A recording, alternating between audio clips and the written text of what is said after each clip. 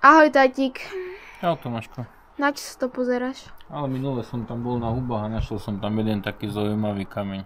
Mohol by si mi o ňom porozprávať viac? Mohol. Poď rovno ti to ukážem, pôjdeme tam na ten kopec. A zistil som, že takých kameňov je oveľa viac. No, takže tu nám môžeš vidieť jeden hraničný kameň, ktorý označoval vlastne tieto brázdy, ako som ti dole spomínal. Určite takto neležal. Aj teraz on už je vyvalený. Poďme skúsiť ho otočiť. Poď tu bližšie. Tu nám môžeš vidieť, že ako ten kameň vyzerá, keď je vonku zo zeme. Táto časť je pekná opracovaná a táto je vlastne iba hrubý kameň. Vyváliť a uvidíme, čo nájdeme na druhej strane. Tento kameň bol takto v zemi. Potiaľ. A tu na ďalšia vzácnosť. Dúfam, že to bude vidieť. Na kameňoch boli aj iniciály majiteľov. Takže na tomto kameni môžeme vidieť písmeno K. A tu na ešte nejaký, to by som povedal, že to je nejaké J. Hej, lebo tu máme fajočku. Takže asi meno K a J. Tu nám vlastne z lesa steká potôčik a veľa z tých hraničných kameňov v podstate aktuálni hospodári využili na to, že robia z nich takéto hrádze alebo mostiky. Konkrétne na tomto mieste môžeme vidieť jeden a potom tam druhý a tretí hraničný kameň. Tie sú ešte dokonca väčšie ako tie, ktoré sme videli na lúke. Tak poďme sa pre zaujímavosť aspoň pozrieť, že aké sú na nich iniciály. Vidíme, čo nám ukáže tento kameň. Zase sú iniciály na opačnej strane.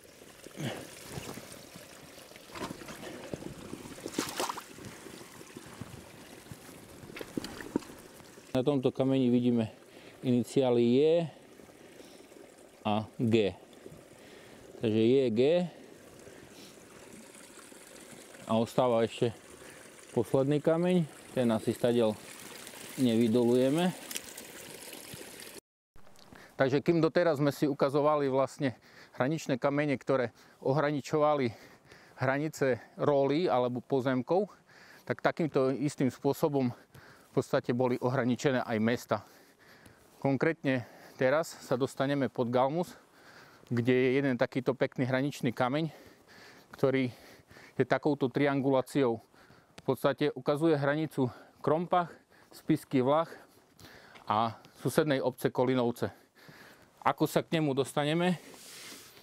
Míňame vlastne takýto krásny nový posed, kde si viete buď upiesť niečo na pahrebe, alebo len takto si posedieť a odpočinúť. Takže budeme za chvíľu pokračovať a ideme ďalej pod Galmus. Takže toto je krásny hraničný kameň, ktorý má tu dve prekryžené banické kladívka a iniciály KR, čo by mohlo znamenať samozrejme Krompachy. Je tu letopočet 1755.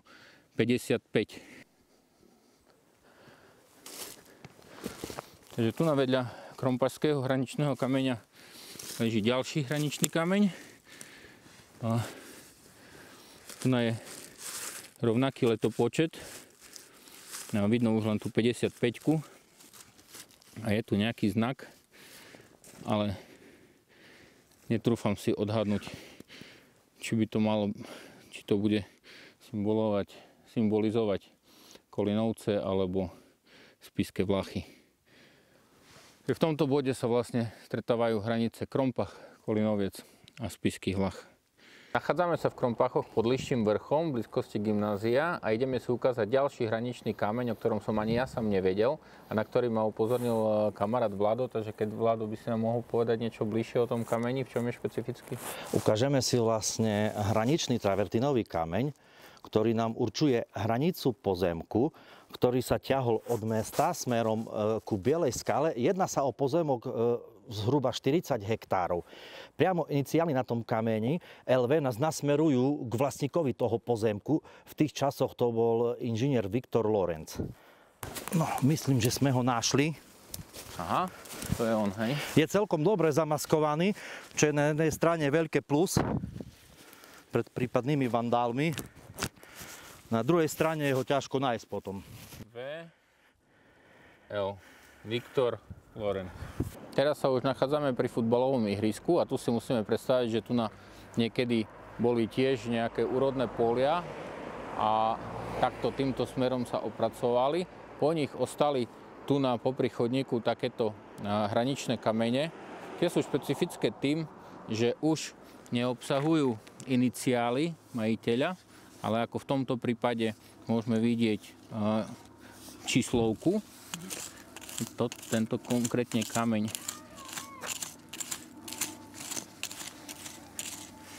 má číslo 149. Pri tejto vonkajšej škole sa nachádza tiež jeden z týchto hraničných kameňov a tento je označený číslom 141. Bolo to určite z pragmatického hľadiska lepšie, ako vytesávať iniciály majiteľa, pretože majiteľ sa časom mohol meniť a takto vlastne sa iba označilo, že ktorá parcela s ktorým číslom komu patrí, aj keď sa zmenil majiteľ. No a toto tu je tiež zakopaný hraničný kameň, ale nebudeme zisťovať jeho číslo. Tam je 141, tam je 137, takže môže to byť niečo medzi tými číslami.